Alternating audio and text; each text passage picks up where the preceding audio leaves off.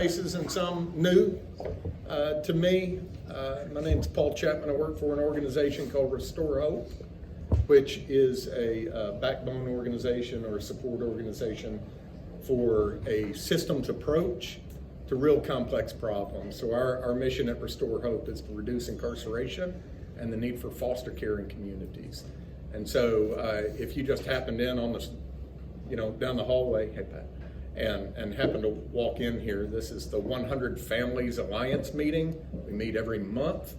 100 Families is a community movement to try to help 100 families in this community move from crisis to career. And those of us who have been in the service delivery industry for a long time realize that we may have a tool, I may have a screwdriver, right? And then all of a sudden, I find out that the problem actually requires a hammer. I ain't got no hammer, right? What do? Usually reverse that thing around and we hit it, and it doesn't work that well. And so what we do as service providers and organizations in partnership with our government institutions, usually is we try to solve all these problems, and we solve one or two of them that we were founded for and we have expertise in real well. But we can't get the rest. And so what this 100 Families initiative is about a community partnership to actually bring the help that's needed in a true partnership together to help those 100 families get all the help that they need in cooperation with their governmental institutions to have the authority, right? So that they can move not only just to stability, but all the way actually into a career. And so we've helped them move that far. And I got to tell you, we're 1 year in, and it's working. We're going to, is anyone here new for the first time? New for the first, great. So in just a little bit, so the new folks, you'll come up and you'll tell everyone your most embarrassing moments. So just prepare. I'm messing with you. So what we do is we've got a software system that kind of tracks this data. And we're going to show you what the collaborative combined impact of our service delivery to the families that need it, what that looks like. And that does a couple of things. One, it helps us understand where there are gaps in services and where we're doing really well. But also, it helps bring some additional resource. So what I wanted to take just this first part of this morning and talk to the group, the Alliance, about was where we are in process of trying to bring some additional resource to this community. And so we were in talks with state agencies about allocating some dollars to this effort, and actually to several other efforts so that it could exist in other parts of the state, but specifically to this effort.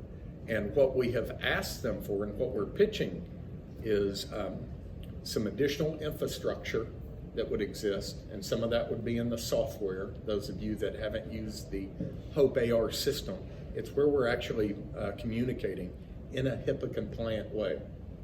We're communicating about the cases and able to do an assessment on the individual as they come in. And that assessment looks at several different areas, and it tells us then in an evidence-based way what help we should focus on. Right? Because if someone's got a good running car, transportation is not on this particular individual's needs list, right? So we don't need to worry about that.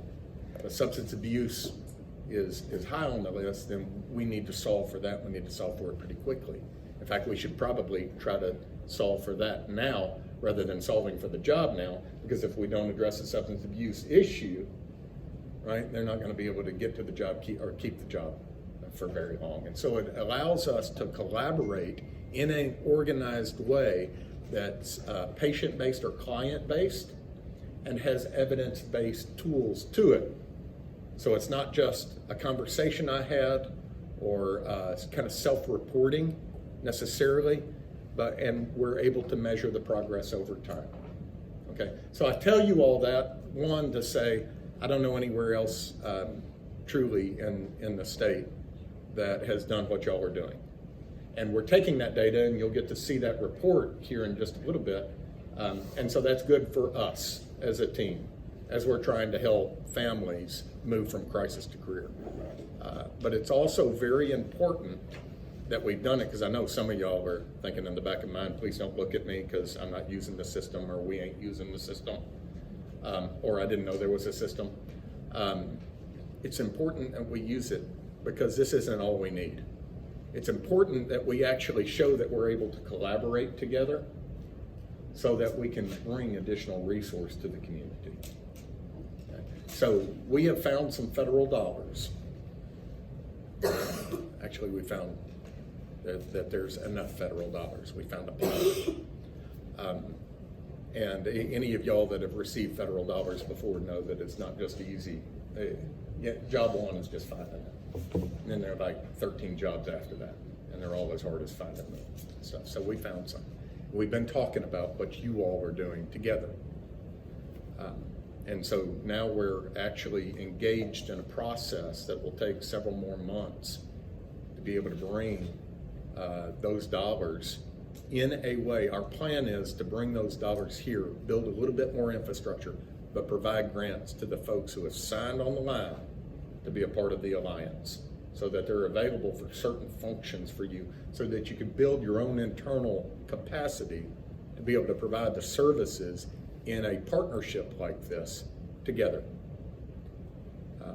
And so I hope, we'll keep you updated. It is fluid, but job one is done.